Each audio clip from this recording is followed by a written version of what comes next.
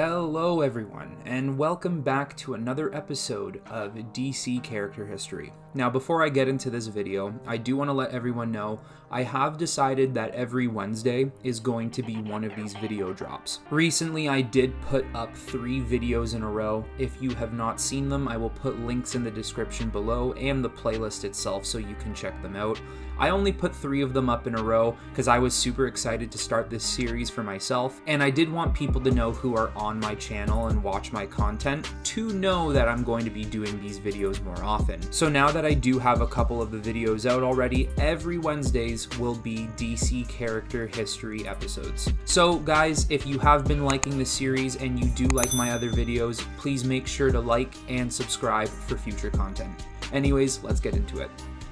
Today, it's all about Lady Shiva, who happens to be one of the most dangerous assassins and one of the best martial arts combatant on the planet. She has close ties to Batman and the Batman family as both friend and foe. She has played the role of both hero and villain, which has led her to training other successful fighters in the DC universe. She is known for hunting down some of the best fighters known and beating them to death with her bare hands.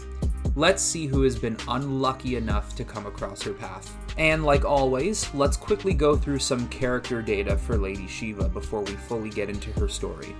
So she first debuted in a comic book called Richard Dragon Kung Fu Fighter Volume 1, Issue number 5, which came out in December 1975. Her real name is Sandra Wuson. She is 5 foot 8 inches tall. She weighs 141 pounds, her hair is brown and eyes are green. She doesn't have many powers or abilities herself, but the universal mastery of martial arts, including unarmed combat and weaponry combat, could be considered an inhuman ability because of how good she is at it. Her allies are people like Richard Dragon and Batman. Sometimes. Her enemies are people like Ra's al Ghul and Batgirl, and groups she is usually affiliated with are the League of Assassins and the Birds of Prey. So when she was first introduced in 1975, she was introduced as a villain to the martial artist character Richard Dragon in his comic series Kung Fu Fighter. Richard Dragon was hunting down a villain known as the Swiss, an espionage agent. Shiva's sister, Carolyn, was assisting Richard Dragon on this mission. In the attempt to take down the Swiss, Carolyn was killed. Swiss was working for another man named Guano Cravat, a black market arms dealer. Shiva was told by Cravat that Richard Dragon was responsible for her sister's death, so Shiva hunted him down. Before she could avenge the death of her sister, Shiva went through extensive training to become a master combatant. Luring Richard Dragon to Cravat's hideout, Richard explains to Shiva that her sister was indeed killed by the Swiss, who was ordered by Cravat. Shiva and Dragon teamed up to take down Cravat, but he unfortunately escaped. Shiva ended up enjoying the life of danger that Richard Dragon lived, so she joined with him to fight crime and other martial artists that they may encounter. Eventually, the day came where Richard Dragon decided to retire and become a recluse and live in the mountains.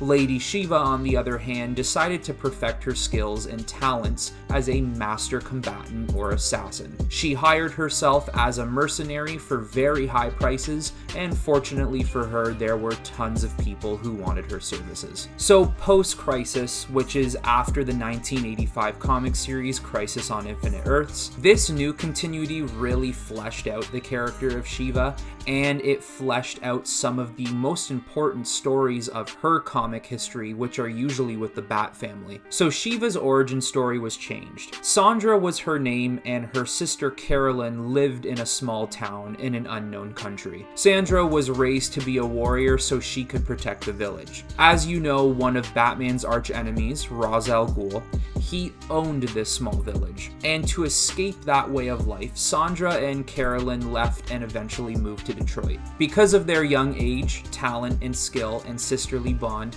they decided to continue martial arts training. Their skill ran so deep that their practice and combat became a secret language only they shared. A man named David Cain, who was a high-class assassin, he was also one of the many people who trained Bruce Wayne when he was training to become Batman. He came to see these two girls in action. David wanted a child who he could train to be the perfect fighter straight from birth, but he needed the right woman to help. When watching Cassandra and her sister spar in a martial arts tournament, he saw how talented they both were, but noticed a hidden flame inside of Cassandra. He saw how Cassandra could be so much more deadly than she actually is, and how she chooses to hold back because of her love for her sister. Cain decided to murder Carolyn and left her body where Cassandra could find it. This did help Shiva unlock her true potential, as well as make her determined to hunt down David Cain. When Cassandra found David, she was lured into a trap by Ra's al Ghul's League of Assassins, which David was also a member of. Cassandra did lose the battle, but also realized how much she truly held back when she fought with her sister. She saw that her life could gain even more purpose with more experience. Cain would allow Cassandra to live if she bore him a child that she would leave with him at birth so he could create one who is all, a perfected combatant in every way. Cassandra agreed. When the child was born, Cassandra left her daughter, Cassandra Cain, with David. Cassandra Cain eventually gets adopted by Bruce Wayne and becomes the third Batgirl. Cassandra went on her way to continue a new life as Lady Shiva. Lady Shiva would create a reputation as a mercenary, bounty hunter, or even a trainer. At one point, she was hired to train a group of would-be assassins in the Middle East. At the same time, Batman and Jason Todd, the second Robin, were trying to narrow down a search of who Jason's mother could be. They identified 3 potential women, one of them being Lady Shiva. So Batman and Robin decided to take a trip to the Middle East to find out if she could be Jason's mother. Shiva would fight Batman, impressing him with her skill and nearly beating him until Robin intervened. They dosed her with truth serum to find out if she was Jason's mother, to which the answer was no. Later on, Lady Shiva would have another run-in with Robin, although this was the third Robin, Tim Drake. Tim at the time was training to become the next Robin, all while tracking the movements of a criminal organization called the Ghost Dragons. The Ghost Dragons were run by King Snake, a blind martial artist turned crime lord. Lady Shiva was tracking the Ghost Dragons as well when she ran into Tim Drake and took a liking to him. She decided to take him on as a student as well. Shiva trained Tim in martial arts, but also a specific weapon of his choosing, the bow staff. Even though Shiva did not think it was a lethal enough weapon, Tim had his reasons for choosing it. By the time Tim's training with the weapon came to an end, he actually defeated Shiva in a fight to which she gifted Tim a collapsible bow staff, Tim Drake's most famous weapon. Continuing Lady Shiva's time with the Bat family, in the vastly popular 90s comic book series Batman Nightfall, when Bane breaks Batman's back, Bruce asks Lady Shiva to assist him in learning his fighting skills, of which he lost to Bane. In respect for the legend Bruce has become as Batman, Shiva accepts. After weeks of training, Shiva wanted to teach Bruce a move called the Leopard Blow, a move that could result in death if used on the right parts of the body. Bruce obviously refused, so Shiva had to find a new way to teach him. Shiva wore a bat-like mask called the Mask of Tengu, Tengu, I hope I'm pronouncing that correctly, and murdered the Armless Master. He was a man with, well, you guessed it, no arms, but was a master of martial arts training. He was also responsible for training Catwoman. After Shiva murdered him, she gave the mask to Bruce so he could wear that while he slowly became the Batman again. When the Armless Master's disciples saw the Mask of Tengu on Bruce, they immediately believed him to be the killer. Bruce takes on all the fighters by himself relatively easy, while Shiva manipulates him to use the leopard blow. Bruce pretends to use it on one of the disciples and makes it look real enough for Shiva to be convinced. Sometime later, Shiva does learn that Bruce never truly used the move, which is disrespectful from a student to a master in training, but she chooses not to seek vengeance and moves on. Shiva eventually has a run-in with her daughter, Cassandra Cain, years after her birth. At 8 years old, Cassandra runs away from her father and finds herself in Gotham City. She was only raised to learn how to fight.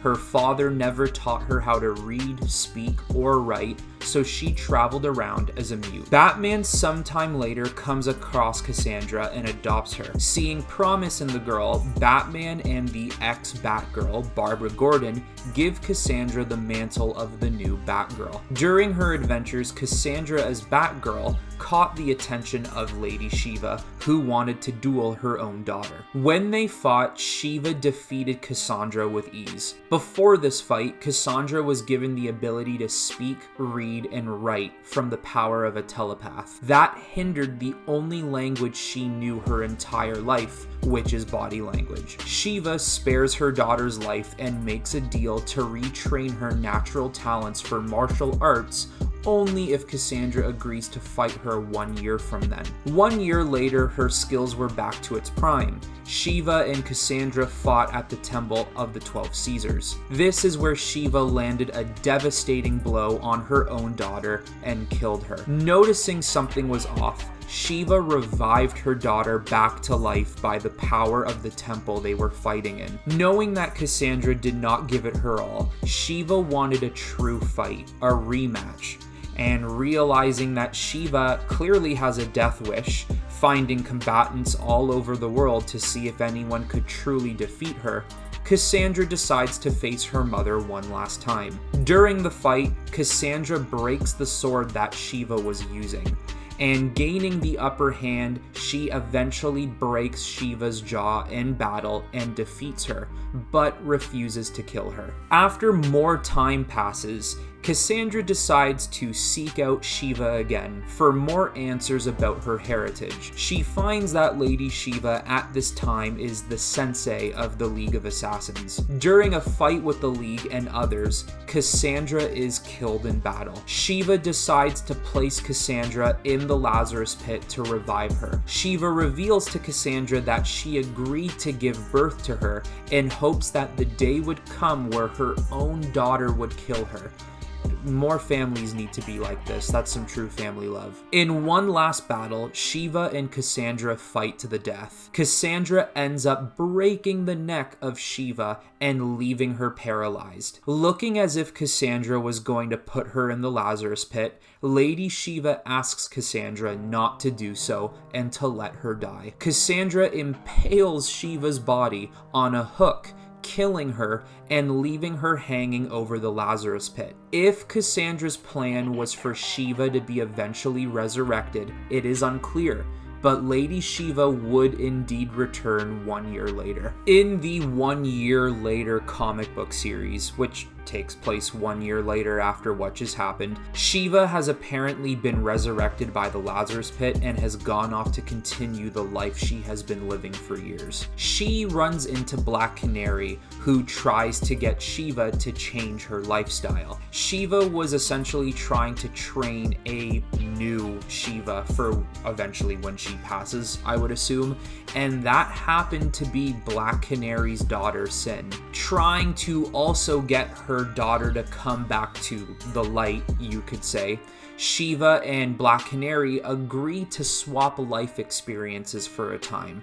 Black Canary, seeing if she can save her daughter from turning into what Shiva is, Shiva takes on the life of Black Canary to see if doing good work will change her perspective on life. So when Shiva becomes Black Canary for a short time, she joins Barbara Gordon's squad called the Birds of Prey. Shiva then takes the name of Jade Canary Canary, and even somewhat wears the Black Canary outfit that Black Canary would wear. On a mission, they confronted a villain named Prometheus. He wears a helmet that allows him to capture data of all of the best martial artists in the world for him to essentially carbon copy. Shiva and Batman are amongst this helmet's data. Shiva believes that the data Prometheus's helmet has of her is outdated and won't matter when they fight. Not concerned about the other 29 fighters in the helmet's database, Shiva attacks Prometheus and gets dropped in 3 seconds. After this defeat, Shiva vanishes and leaves a message for the birds of prey. This message was to tell Black Canary to come back and take her spot amongst the team once again. Even though Shiva leaves the birds of prey, she does continue to watch over their safety from afar. Then in the New 52, when things changed a little bit, some of her origins stayed the same, but her alignment was more on the bad side. She wasn't so neutral anymore. Being a member of the League of Assassins, she taught some of the world's greatest fighters. 2 of those fighters being Red Hood and Bronze Tiger. Lady Shiva went to Gotham one night and ambushed Batman. Poisoning Batman to gain an upper hand, she beat him one-on-one. Dick Grayson showed up as Robin to fight her until Batman's strength came back. He held his own long enough for Batman to get back into fighting shape, but when he did, she fled the scene and escaped. During the New 52 era, she wasn't just one of the most dangerous fighters, but one of the most dangerous killers in the world. And yeah, technically she was still that before New 52, but she was much more brutal in the New 52. And then in DC Rebirth, the newest continuity, one of the biggest stories she has had so far is separating herself from the League of Assassins. She appears in a Batman issue where she is seen observing her daughter Cassandra as Batgirl. Batman later finds out from both Shiva and Ra's al Ghul that Shiva took the League of Assassins away from Ra's and led the League through movements of destruction in different cities.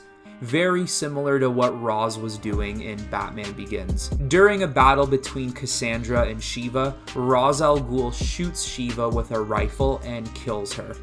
Ra's then takes her body for resurrection and questioning. Well, that is all I have for Lady Shiva. And you know, I'm going to admit, I actually did not know Shiva was that good of a fighter. I didn't know she was technically the best fighter in the world, because apparently in one of these comic book issues, I'm paraphrasing here, but Batman essentially says that she may be the best fighter in the world, and I did not know that. And I'm not gonna lie, it did kind of hurt me to hear that someone could beat Batman in a one-on-one fight, but then again, in one of those fights, he was poisoned, so it wasn't necessarily fair. And, you know, I am going to be a huge Batman fanboy right now and cry about it and say, no one can beat the god, the legend himself. Regardless, very interesting for Lady Shiva and very formidable, especially with how good of a combatant she is. Well guys, that is it for this video, and I really do hope you enjoyed this one, and get ready for the next DC character history video coming out, which will be every Wednesday from now. Alright, until next time, I will talk to you all very soon.